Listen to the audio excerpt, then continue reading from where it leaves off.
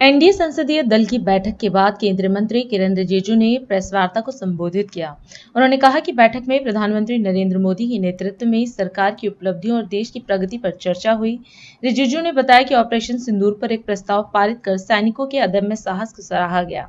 इसके साथ ही उन्होंने कांग्रेस सांसद और विपक्ष के नेता राहुल गांधी की सेना को लेकर कथित टिप्पणी की कड़ी आलोचना करते हुए इसे देश के जवानों का अपमान बताया। पार्लियामेंट्री पार्टी का मीटिंग हुई और आप सबको मालूम है एनडीए का फॉर्मेशन 1998 में शुरू होने के बाद 25 इयर्स पार करके अब तीसरी बार लगातार प्राइम मिनिस्टर मोदी जी के नेतृत्व में सरकार बनी है। तो आज के एनडीए पार्लियामेंट्री पार्टी के मीटिंग में एनडीए का सक्सेसफुल जर्नी और एनडीए सरकार के माध्यम से प्राइम मिनिस्टर मोदी जी के नेतृत्व में जो देश में सक्सेस पाया है उसका भी एक तरीके से सेलिब्रेशन है।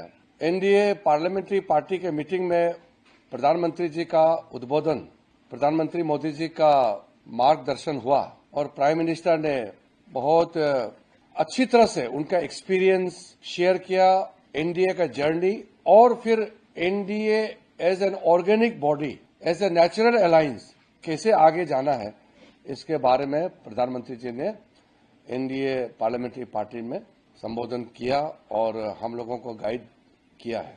एनडीए पार्लियामेंट्री पार्टी मीटिंग में एक रेजुलेशन पास हुआ, ऑपरेशन सिंदूर और ऑपरेशन महादेव। ऑपरेशन सिंदूर का सक्सेसफुल हमारा मिलिट्री एक्शन के बाद फिर ऑपरेशन महादेव का जो सक्सेस है उसको लेकर के एनडीए पार्लियामेंट्री पार्टी ने रेजुलेशन पास किया और भारत के सेना को, आर्म फोर्सेस को हमने श्रद्धांजलि दिया, अभिनंदन किया और सराहना करते हुए देश के ओर से हम हमेशा सेना के साथ खड़ा रहेंगे, रेजुलेशन पास किया। उसके बाद में राज्यसभा में लीडर ऑफ अपोजिशन मल्लिकार्जुन खड़गे जी ने एक पत्र लिखा है डिप्टी चेयरमैन को। वो पत्र में गलत बात लिखा है, हमने सदन में भी उसका उल्लेख किया है। अपोजिशन पार्टी ने एलिगेशन लगाया कि राज्यसभा में पुलिस लेकर के, बाहर से आर्मी और सीआईएसएफ लेकर के जवानों को यूज किया है, ऐसा करके गलत इल्जाम लगाया है और फिर उसको दोहराया है आज। तो चेयर की ओर से क्लैरिफाई किया गया है कि कोई बाहर का कोई ना मिलिट्री ना कोई पुलिस सीआईएसएफ का कोई फोर्स नहीं है, वो हाउस का मार्शल ही सदन में रहता है और एज पर रूल मार्शल ही पार्लियामेंट हाउस के अंदर में एंटर कर सकता है। मार्शल के बिना कोई दूसरा एंटर नहीं कर सकता है, सिर्फ मेंबर्स और स्टाफ होते हैं और मार्शल का इजाजत हो सकता है, बाकी कोई आ ही नहीं सकता है। तो अपोजिशन पार्टी ने जो गलत बात फैलाया कि सीआईएसएफ और पुलिस को लेकर आया है, आज तो लीडर ऑफ अपोजिशन ने फिर कहा कि आर्मी को लेकर आया अंदर में। तो ऐसे बात करके पूरा सदन का गरिमा को गिराने का काम किया है और देश को गुमराह करने का काम किया है। तो इसका भी हमने खंडन किया है।